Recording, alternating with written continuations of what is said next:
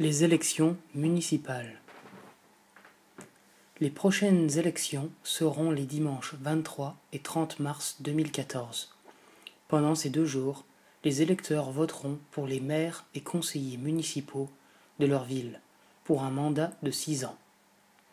Ces élections sont un peu compliquées à comprendre parce qu'elles sont différentes si la ville a plus de 1000 habitants ou si elle a moins de 1000 habitants, et parce que c'est la France et que tout doit être compliqué.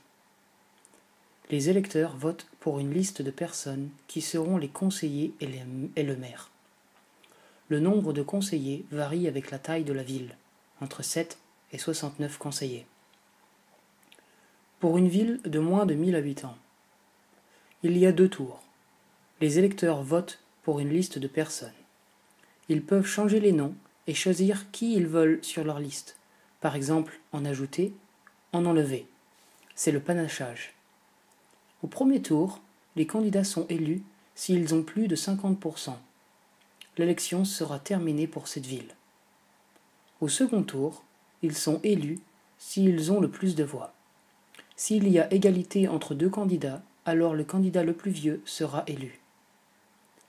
Pour une ville de plus de 1000 habitants, il y a 2 tours aussi. Les électeurs votent pour une liste de personnes, mais ils ne peuvent pas changer les noms, ni ajouter ni supprimer de candidats. Les listes sont fixes. Sur les listes, il y a autant d'hommes que de femmes. C'est la parité.